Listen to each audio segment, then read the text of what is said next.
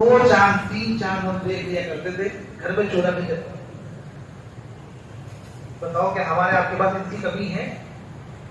इतनी कमी के बावजूद सहाबा सबसे ज्यादा हिदायत वाले थे। इतनी तंगियों में सहाबा सबसे ज्यादा दीन वाले थे। इतनी तंगियों में सहाबा सबसे ज्यादा ईमान वाले थे। मालूम ये हुआ कि हिदायत का और ईमान का और दीन का ताल्लुक रुपए पैसे से हरगिज नहीं, मुल्क और माल से हरगिज नहीं। दीन का ताल्लुक, हिदायत का ताल्लुक, ईमान का ताल्लुक दुनिया की इन चीजों से अंदर रखा ही नहीं है। जिन चीजों में कुछ खर्च करना पड़ेगा उसमें रखा ही नहीं है। हवा के लिए आदमी को कुछ भी खर्च करना नहीं पड़ता, क्योंकि हवा आम एक चीज है। इसीलिए अल्लाह पाक ने ईमान को, दीन को, हिदायत को इसी पर रखा है कि इसके लिए भी कुछ खर्च करना नहीं पड़ेगा।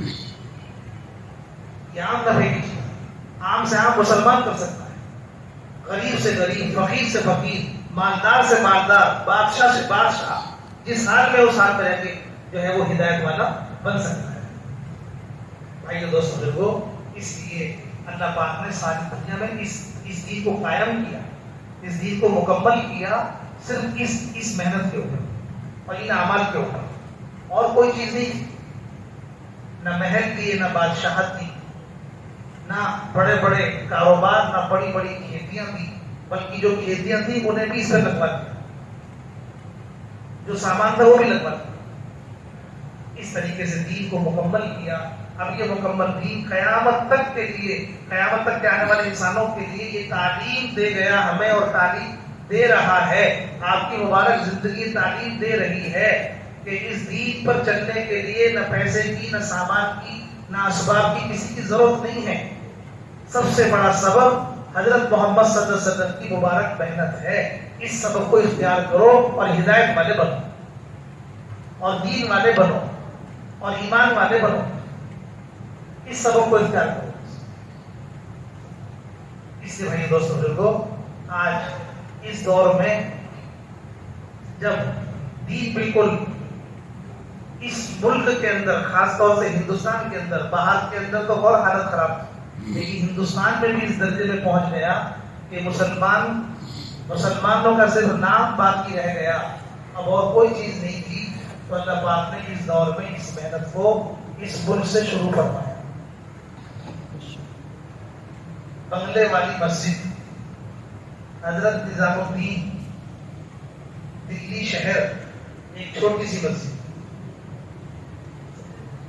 वहां से आवाज लगवाई अल्लाह पाक। हजरत भाई साहब रहमतुल्लाह अलैह वहां आके, उनके वालिद साहब पहले आए और उनके वालिद साहब के बाद वो आए ये मस्जिद, और इस मस्जिद से काम शुरू हुआ। काम शुरू होने के जो असबाब, जो हालात थे, वो यही आमाद थे, इसके अलावा कुछ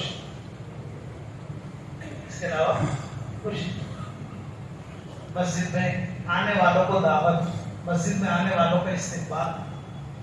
मौलाना उबैदुल्लाह साहब रहमतुल्लाह अलैह, मुफ्ती ज़ैनुल आबिदीन साहब रहमतुल्लाह अलैह, मौलाना सईद अहमद खान साहब मक्की, ये उस जमाने के लोग थे जिनके जिम्मे बंगले वाली मस्जिद का इस्तेमाल था। कौन इनके जिम्मे था इस्तेमाल? नाम सुने ही नहीं, पुराने लोग बैठे होंगे सब। मौलाना उबैदुल्लाह साहब, मौलाना सईद अहमद खान साहब, और मौलाना मुफ्ती साहब इस्तेमाल थे। सुनो जरा ध्यान से, नींद आ रही होगी, बहुत मुजाहिदा है आपका, थोड़ा सा बस तवज्जो की जरूरत है।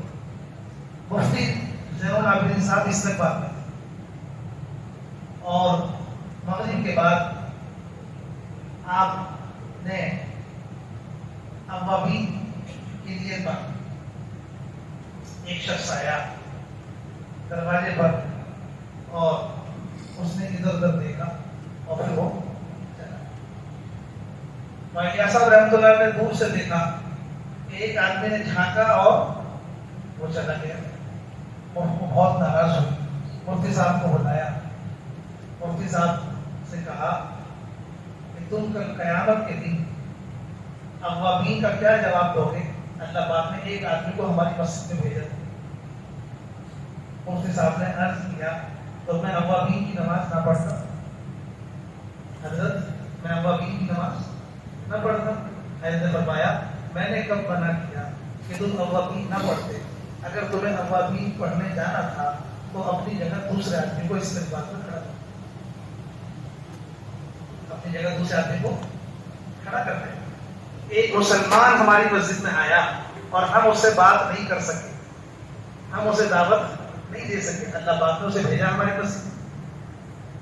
حاجی عبدالوہاب صاحب رحمۃ اللہ علیہ اپنا واقعہ بیان کرتے ہیں کہ میں حوض پر، نظام الدین میں جو پرانا حوض تھا اس پر بیٹھا ہوا وضو کر رہا. ایک آدمی آیا اور کوئی اس کا استقبال کرنے والا نہیں. پائنجا صاحب رحمۃ اللہ نے دیکھا اور بہت ٹھنڈی آنکھ بنی کہ وہ آدمی چلا. جب میں نے دیکھا پیچھے مڑ کے تو وہ آدمی نیچے اتر گیا. آدھا وضو کیا آدھا چھوڑ دیا. میں اتر کے تیزی سے اس کے پیچھے گیا، اس کے کندھے پہ ہاتھ رکھ کے چلتا رہا. پرانے قلعے تک جب پہنچ گیا چلتے چلتے، اور میں بات اس سے کرتا رہا. بات کرتے کرتے پھر اس نے کہا میں انشاءاللہ جمعرات میں شب جمعہ کو انشاءاللہ میں مسجد میں آؤں. اتنا اہتمام اس مسجد میں. ٹھنڈا پانی بھر کے رکھواتے تھے حضرت. ایک استنجا خانہ تھا پیچھے، وہ بنوایا ہوا تھا کہ کوئی مسافر یہاں سے گزرے اور پانی پینے کے لیے ہمارے پاس آئے، کسی استنجے کے تقاضے سے آئے تو ہم اس کا استقبال کرتے، پانی پینے آئے تو ہم اس کا استقبال کرتے اور اسے اپنی مسجد میں دیں اور دعوت دیں. ایک ایک آدمی کو لے اتنا فکر مند ہوتے ہیں. بھائی دوستوں دیکھو، یہ اسباب تھے. مسجد میں تعلیم، مسجد میں استقبال، مسجد میں دعوت دینے کا اہتمام. اس مسجد سے کام شروع ہوا. یہی مسجد ذریعہ تھی اور اس مسجد سے ساری دنیا میں کام پہنچ گیا. کیا اسباب تھے بتاؤ مجھے. اتنا فاقہ تھا مسجد کے اندر. رمضان کے